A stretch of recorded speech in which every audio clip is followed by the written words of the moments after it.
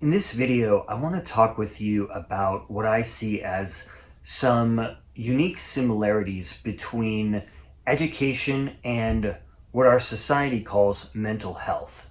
I think that these similarities can help us understand the nature of these topics a little bit better. So there are three main similarities that I want to talk about in this video. The first is that in both education and mental health, both of these areas of substance are inextricably tied to the industries that dominate them in our society. Specifically, we equate schooling, which is an industry and a set of institutions, with learning. And we equate the mental health field, so social workers, psychotherapists, psychiatrists, with things like emotional healing, personal growth, and self-awareness. And so these industries have so totally usurped our understanding of these actual areas of substance. In fact, I think the whole concept of mental health really reveals this because it's inextricably tied to the mental health industry.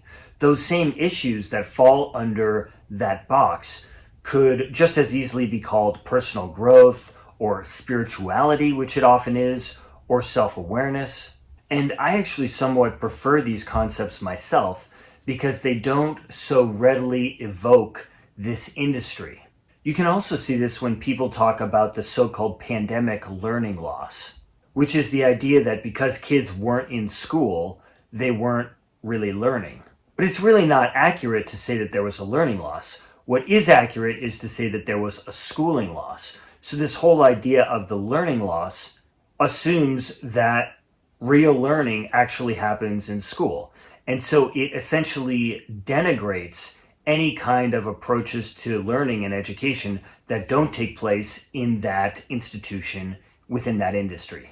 Because we conflate these areas with a particular professional class, we are essentially indoctrinated to believe that we need that professional class in order to, say, learn or grow or heal psychological wounds, or make sense of our lives, and that it can't really happen otherwise. This is certainly a message that I internalized, but which I now think is pretty much erroneous. I think that this is pretty harmful because it discourages us from finding the insight that we really might need about these different areas. This can be pretty harmful because it can prevent us from really finding the kind of relevant ideas or resources that might really help us, because we have been basically encouraged to not look at the full range of possibilities and only look at a very narrow corner of our society, which has been designated to helping us in these particular areas. So for example, when it comes to so-called mental health, we might have a lot to gain from an individual who, for example, has a lot of wisdom and a lot of life experience and really understands an aspect about the truth of our lives, but is not a part of the mental health industry. And this could be what we need at a particular time, but we are led to believe that it's not legitimate.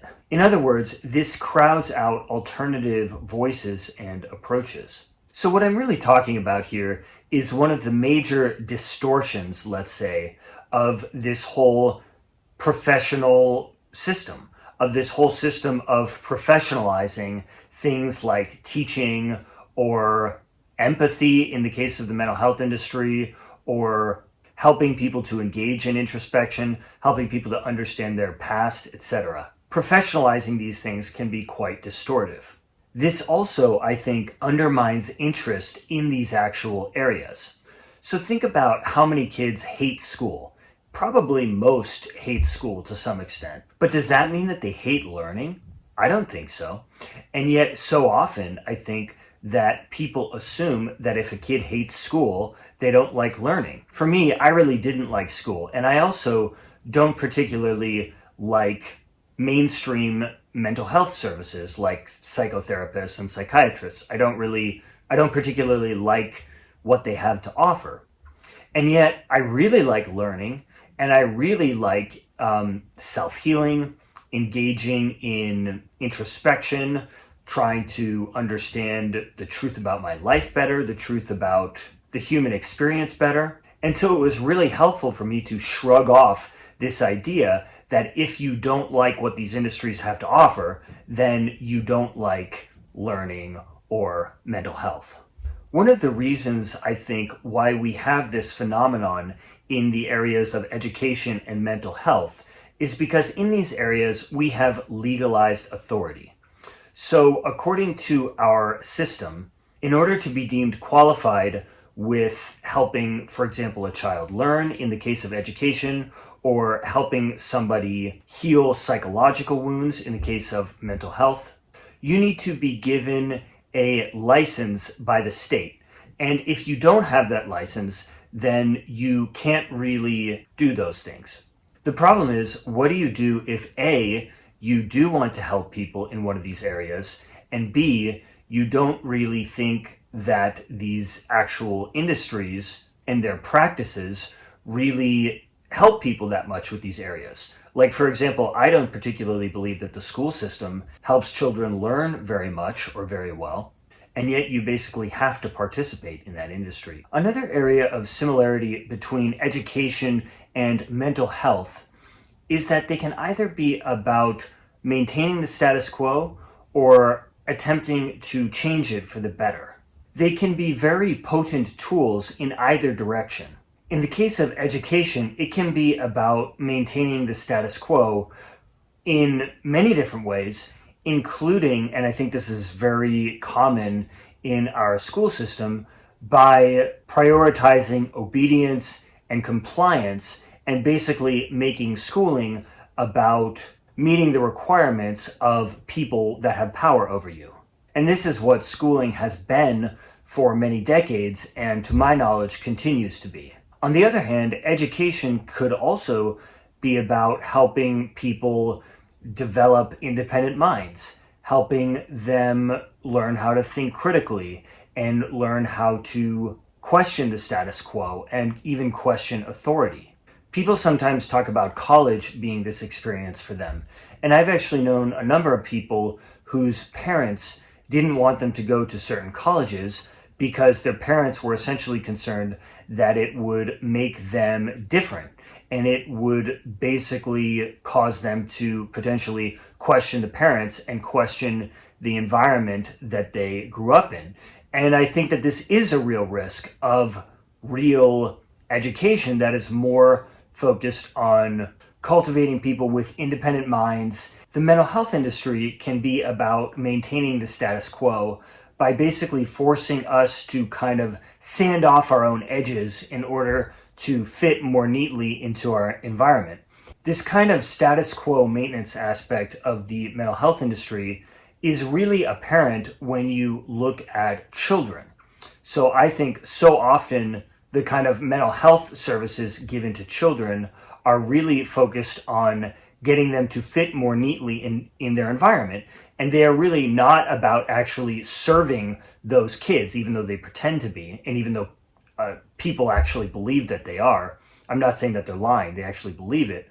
But it's much more focused on controlling their behavior and often forcing them to bury their real feelings that are not tolerated by the environments that they are growing up in. And a mental health industry that is less focused on forcing young people to be obedient and is more comfortable with questioning the status quo and potentially challenging it might actually inquire into the nature of what is going on for the young person and might actually ask questions about the people that have power over them, like their parents, their teachers. They might ask difficult questions of the school system, etc. Unfortunately, this is not what the environment wants. The environment so often wants the mental health professionals to coerce the kid and get them to obey and conform. And so the mental health industry meets this demand. I think that when we really start to introspect and inquire into the nature of our history, into the nature of our relationships with our environment, and really turn over every stone within ourselves, we often threaten our relationships with the people that might have been closest to us, because we basically outgrown those relationships. We've outgrown our environment. And so either the environment will tolerate some change and might actually be interested in the status quo actually changing, or we might have to basically remove ourselves from that environment. So I think that it's really telling and very unfortunate that so often the professional authorities in the areas of education and mental health so often are really focused on maintaining the status quo rather than helping things to evolve for the better. The last similarity that I want to discuss here is what I see as the importance of self-direction in both education and mental health. So for me personally, I really value and really enjoy self-directed approaches to these areas. With education, I really value an approach that is not driven by the authority of the teacher and the school district and the state, but is instead driven by one's own curiosity and their own passions, where they are the authority, not the adults and the school system, where they can be driven in part by their own awareness of the real pressures of life that they're going to have to contend with, in addition to their curiosity and passions. I think that being driven by these things is a lot wiser than being driven by basically the need to be approved of by these adults that have power over us and that we depend on to survive. I think that that approach really forces us off of our own path that we really need to focus on. When it comes to personal growth and healing and self-awareness, what has worked really well for me is a more self-directed approach, as opposed to an approach that's driven by professional authorities in the mental health industry. Again, it's about being driven by my own authority as opposed to an external authority. It's about understanding that it is my right and even my responsibility to make sense of my own life for myself, and not needing a professional authority to determine what is really going on. When we approach these issues of personal development and self-healing in this way, kind of like with education, we can see it as a very kind of creative endeavor and really appreciate all of the resources available to us that we can explore for ourselves. Things like meditation, all of the different spiritual and philosophical traditions that are open to us. I've really enjoyed, for example, Taoism and Marcus Aurelius's meditations, journaling, spending time in nature, yoga, perhaps changing different aspects of our lives, maybe finding a licensed mental health professional that we enjoy talking to for a period of time without being dependent on them. Psychedelics is another resource. So there are so many different resources that are open to us that we can approach for ourselves. But I think that it's a lot more fun and enjoyable to approach it in this way, in this kind of a self-directed way. So I hope that you found this video interesting and helpful. Please subscribe to the channel if you haven't done so already. Also, please consider sharing this video with somebody that you think might enjoy it. Thank you so much for watching to the end, and I look forward to having you for the next video.